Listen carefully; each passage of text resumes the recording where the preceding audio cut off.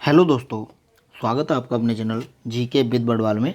दोस्तों आपको बता दूं, ये आपकी क्लास जनरल नॉलेज की रहने वाली है। इसमें प्रैक्टिस सेट हम आज 8 कराने वाले हैं। इससे पहले हमने 7 प्रैक्टिस सेट आपको करा दिए हैं। प्लेलिस्ट बनी हुई, जा करके देख सकते हैं।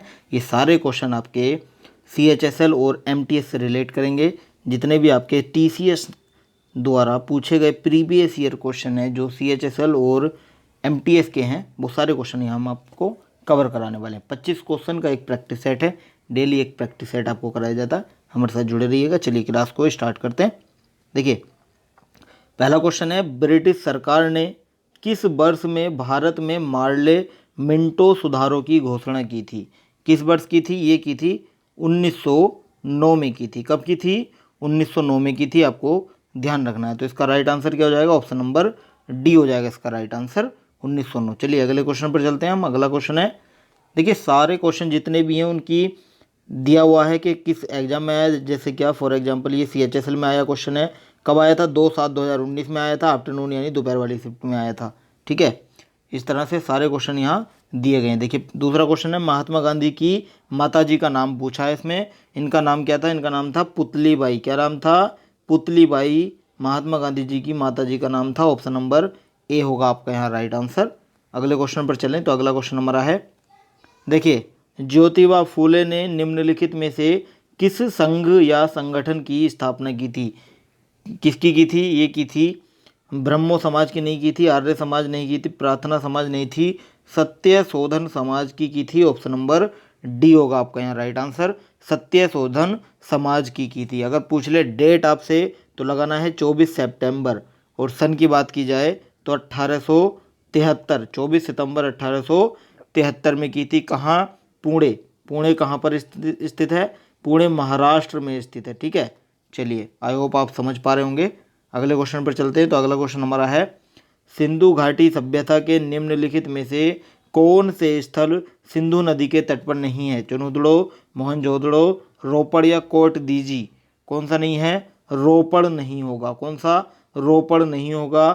ये देखिए, चनुदड़ो, मोहनजोदड़ो, कोट दीजी ये हमारे सिंधु नदी के तट पर हैं, लेकिन रोपड़ जो है हमारा सतलुज नदी के तट पर है। क्या है? सतलुज नदी के तट पर। तो इसका राइट आंसर हो जाएगा हमारा Ropar. Option number C is the right answer. अगला क्वेश्चन हमारा है, पृथ्वीराज चौहान ने मोहम्मद गौरी को वर्ष में पराजित किया था।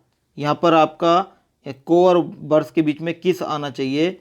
किस वर्ष में पराजित किया था, या फिर आपका डैश डैश होना चाहिए। ठीक है, आप समझ पा रहे होंगे। ये थोड़ा सा यहाँ मिस हुआ है। पृथ्वीराज चौहान ने मोहम्मद गौरी को किस वर्ष में पराजित किया था, लेकिन अगले वर्ष उसके हाथों पराजित हो गए। देखिए, पृथ्वीराज चौहान ने जो किया था वो 1191 में किया था। कब? 1191 में क्या था? तराइन का प्रथम युद्ध था। कौन सा? तराइन का प्रथम युद्ध था 1191 में। कौन इसमें पराजित हुआ था? मोहम्मद गौरी इसमें पराजित हुआ था। पृथ्वीराज चौहान की जीत हुई थी। फिर बाद में तराइन का दूसरा युद्ध हुआ। वो कब हुआ था? वो हुआ था 1192 में। नोट करेंगे, तराइन का दूसरा युद्ध हुआ था 1192 में। इसमें मोहम्मद गौरी की जीत हुई थी और पृथ्वीराज चौहान की हार हुई थी। तो इसमें राइट का आंसर होगा, इसमें क्वेश्चन पूछा है पृथ्वीराज चौहान ने मोहम्मद गौरी को किस वर्ष में पराजित किया। ठीक है, देखिए किस वर्ष में किया था? तराइन के प्रथम युद्ध में किया था 1191 में। ऑप्शन नंबर बी होगा आपका राइट आंसर। अगला क्वेश्चन हमारा है, नागरिकों के मौलिक कर्तव्यों को किस वर्ष में भारत के संविधान में जोड़ा गया? किस वर्ष जोड़ा गया था? ये जोड़ा गया था 1976, 1976 में जोड़ा गया था। ऑप्शन नंबर ए होगा आपका राइट आंसर। और आपको बता दूं कि मौलिक कर्तव्य जो आते हैं वो भाग 4A के अंतर्गत आते हैं। ठीक है, चलिए और बात की जाए यहाँ पर, देखिए थोड़ा देख लेते हैं। 42वें संविधान अधिनियम 1976, 1976वें संविधान में अनुच्छेद 51 का ए, क्या 51 का ए पेश किया गया था। ठीक है, और आपको बता दूं कि 42वां संविधान संशोधन अधिनियम 1976 जो है उसे हम लघु संविधान भी बोलते हैं। ये क्वेश्चन आ सकता है कि किसे लघु संविधान बोला जाता है, तो आपको लगाना है 42वें संविधान संशोधन अधिनियम 1976 को बोला जाता है। इसका राइट आंसर हो जाएगा 1976, ऑप्शन नंबर ए होगा इसका राइट आंसर। अगले क्वेश्चन पर चले तो अगला क्वेश्चन हमारा है, देखिए भारत के संविधान के निम्नलिखित में से किस अनुच्छेद में नागरिकता के अधिकारों की निरंतरता का उल्लेख है? किस में है उल्लेख? ये हमारा अनुच्छेद 10 के अंदर उल्लेख दिया गया है। यहाँ आपका ऑप्शन नंबर माफ करना बी हो जाएगा राइट आंसर।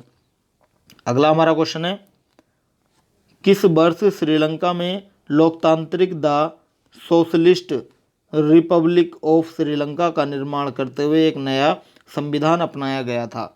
कब अपनाया गया था? यह अपनाया गया था 1978 यानी 1978 में अपनाया गया था। 7 सितंबर को यह अपनाया गया था। ठीक है, ऑप्शन नंबर ए होगा इसका राइट आंसर। अगले क्वेश्चन पर चले तो अगला क्वेश्चन है, निम्न में से किसे एक पृथक विषय के रूप में समष्टि अर्थशास्त्र के प्रवर्तक के नाम से जाना जाता है? किसे जाना जाता है? ये जाना जाता है मेनार्ड किन्स को जाना जाता है, जॉन मेनार्ड किन्स को जाना जाता है। ऑप्शन नंबर डी होगा आपका राइट आंसर। अगले क्वेश्चन पर चलें तो अगला क्वेश्चन हमारा है, देखिए निम्नलिखित में से कौन भारत में राष्ट्रीय आय आकलन को तैयार करने के लिए जिम्मेदार है? कौन है? यह केंद्रीय सांख्यिकी संगठन जिम्मेदार है। ऑप्शन नंबर ए होगा आपका राइट आंसर। अगले क्वेश्चन पर चलें तो अगला क्वेश्चन हमारा है, निम्नलिखित में से कौन सी नदी हिमाचल प्रदेश की कुल्लू पहाड़ियों के बीच रोहतांग दर्रे के पश्चिम में निकलती है और राज्य की चंबा घाटी से होकर बहती है? कौन सी नदी है ये हमारी रावी नदी है। कौन सी? रावी नदी। ऑप्शन नंबर बी होगा राइट आंसर, रावी नदी। और मैं आपको बता दूं ये पंजाब की जो 5 नदियां बहती हैं पंजाब में, उन 5 नदियों में ये सबसे छोटी नदी है। कौन सी सबसे छोटी नदी है? कौन सी नदी है? रावी नदी है। ठीक है, रावी नदी। चलिए अगले क्वेश्चन पर चलें तो अगला क्वेश्चन है, देखिए हरित क्रांति का संबंध है किससे? हरित क्रांति का संबंध किससे है? कॉफी का उत्पादन से नहीं है, दुग्ध उत्पादन से नहीं है, गेहूं के उत्पादन से हरित क्रांति का संबंध है। ठीक है, किससे है? गेहूं के उत्पादन से है। ऑप्शन नंबर सी हो जाएगा आपका राइट आंसर। हरित क्रांति की शुरुआत कब हुई थी? 1958 में हुई थी। हरित क्रांति के जनक कौन है ये आप हमें कमेंट करके बताएंगे। ठीक है, सिंपल क्वेश्चन दे रहा हूँ, कमेंट करके बताइए हरित क्रांति के जनक कौन है। चलिए अगले क्वेश्चन पर चलें तो अगला क्वेश्चन है, भारत का संपूर्ण उत्तरी मैदान किससे बना है? भारत का संपूर्ण उत्तरी मैदान हमारा जलोढ़ मिट्टी से बना है। किससे? जलोढ़ मिट्टी। ऑप्शन नंबर डी होगा आपका राइट आंसर, जलोढ़ मिट्टी से बना है। अगला क्वेश्चन हमारा है, म्यांमार के साथ भारत की पूर्वी सीमा पर कौन से पर्वत हैं? सतपुड़ा, विंध्य, काराकोरम, पूर्वांचल। कौन से हैं?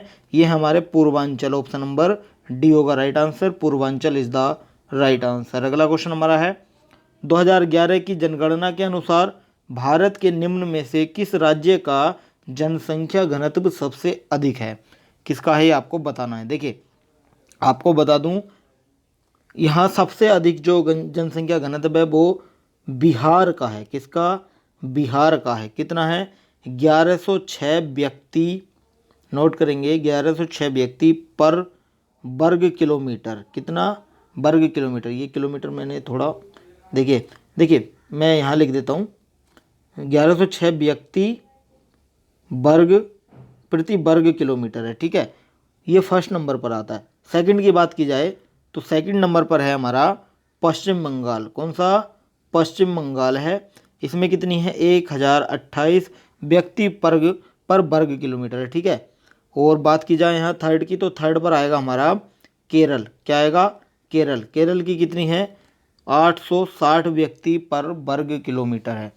ठीक है, या किलोमीटर स्क्वायर बोल सकते हैं। ठीक है, तो ये आपके हैं 3, इन्हें नोट कर लीजिएगा। चलिए अगले क्वेश्चन पर चलते हैं तो इसका राइट आंसर क्या हो जाएगा हमारा? ऑप्शन नंबर सी हो जाएगा, बिहार। बिहार में सबसे ज़्यादा जनसंख्या घनत्व है। चलिए अगला क्वेश्चन हमारा, 400 मीटर भारतीय धावक प्राची चौधरी किस राज्य से हैं? प्राची चौधरी हमारी यूपी यानी उत्तर प्रदेश से हैं।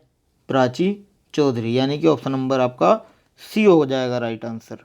अगला क्वेश्चन हमारा है, उत्तराखंड की संस्कृति के संदर्भ में कफूली किसका नाम है? कफूली किसका नाम है? ये व्यंजन का नाम है। किसका? व्यंजन। व्यंजन कौन सा? देखिए, पालक और मेथी, पालक और मेथी के पत्ते, या बोल सकते हैं पत्तेदार जिससे साग बनता है, साग के लिए, साग से तैयार किया जाता है व्यंजन। क्या? व्यंजन। और मैं आपको बता दूं, गढ़वाल में से थापड़ी, थापड़ी क्या बोलते हैं? थापड़ी बोलते हैं गढ़वाल में। ठीक है, ध्यान रखेंगे। चलिए अगले क्वेश्चन पर चलें। तो अगला क्वेश्चन है, विश्व व्यापार संगठन कब अस्तित्व में आया? विश्व व्यापार संगठन हमारा 1995 में अस्तित्व में आया। ऑप्शन नंबर यहाँ सी हो जाएगा राइट आंसर। इसका मुख्यालय कहाँ पर है? इसका मुख्यालय है जिनेवा में। कहाँ? जिनेवा। जिनेवा कहाँ पर है? जिनेवा है हमारा स्विट्जरलैंड में। कहाँ पर है? स्विट्जरलैंड में। चलिए अगले क्वेश्चन पर चलें। तो अगला क्वेश्चन हमारा है, राज्य के लोकगीतों का मांडो एक रूप है। बताइए, राज्यों के लोकगीतों का मांडो एक रूप है, कहाँ का है? ये गोवा का है। कहाँ का? गोवा। ऑप्शन नंबर सी होगा आपका राइट आंसर, गोवा। अगला क्वेश्चन है, निम्न में से किस देश को हवाओं का देश कहा जाता है? किस देश को कहा जाता है? डेनमार्क को कहा जाता है हवाओं का देश। इसका right answer option number D हो जाएगा। हवाओं का देश डेनमार्क को कहा जाता है। डेनमार्क के बारे में एक और महत्वपूर्ण बात मैं आपको बता दूं कि डेनमार्क में पवन यानी कि हवा से बिजली बनाई जाती है। किससे? हवा से बिजली बनाई जाती है। और ये हवा से यानी पवन से बिजली बनाने वाला दुनिया का फर्स्ट यानी प्रथम स्थान रखता है डेनमार्क। ठीक है, चलिए अगले क्वेश्चन पर चलें। तो अगला क्वेश्चन हमारा है, मनुष्यों में भोजन का पाचन आहार नली के किस हिस्से में शुरू होता है? ये होता है हमारा मुख में। किस में? मुख, यानी कि मुंह में। ऑप्शन नंबर डी हो जाएगा राइट आंसर। मुंह में इसलिए होता है क्योंकि लार में एक पाचक एंजाइम होता है जिसे हम एमाइलेज कहते हैं। क्या बोलते हैं? एमाइलेज भी बोलते हैं इसको। ठीक है, चलिए अगले क्वेश्चन पर चलें। तो अगला क्वेश्चन है, निम्नलिखित में से कौन सा पौधा ब्रायोफाइट है? बताइए कौन सा पौधा है? यह हमारा मॉस। ऑप्शन नंबर ए हो जाएगा आपका right answer. Option number A is the right answer. अगला क्वेश्चन हमारा है, परिशोधन तथा विरंजन की प्रक्रिया से गुजरने के बाद 99% कपास किस बहुलक से बना होता है? ये बना होता है सेल्यूलोज से। किससे? सेल्यूलोज से बना होता है 99% कपास। ऑप्शन नंबर ए हो जाएगा आपका राइट, सॉरी बी हो जाएगा आपका राइट आंसर। अगला क्वेश्चन हमारा है, संवेग का एसआई मात्रक क्या है? एम्पेयर, किलोग्राम मीटर पर सेकंड, जूल, किलोग्राम मीटर। क्या होगा? कमेंट करके बताइएगा। ये आपके लिए है क्वेश्चन, कमेंट करके बताइएगा कौन सा इसका राइट आंसर है। संवेग का एसआई मात्रक क्या होता है? चलिए अगला क्वेश्चन है, एक अश्व शक्ति बराबर कितने वाट के होता है? लगभग कितने वाट के होता है? ये होता है 746 वाट के बराबर होता है एक अश्व शक्ति। अश्व शक्ति को इंग्लिश में हॉर्स पावर बोलते हैं। तो इसका right answer option number D हो जाएगा 746 वाट। अगला क्वेश्चन है, देखिए आज का सेशन हमारा यहीं समाप्त होता। आपके ये क्वेश्चन कितने सही हुए 25 में से? हमें कमेंट करके जरूर बताएं। वीडियो अच्छी लगी तो वीडियो को लाइक करें, चैनल को सब्सक्राइब करें। पीडीएफ चाहिए तो आप हमारे टेलीग्राम से जुड़ें, लिंक वीडियो के डिस्क्रिप्शन में, वहाँ जाकर ज्वाइन कर सकते हैं। आज के लिए इतना ही। Thank you so much.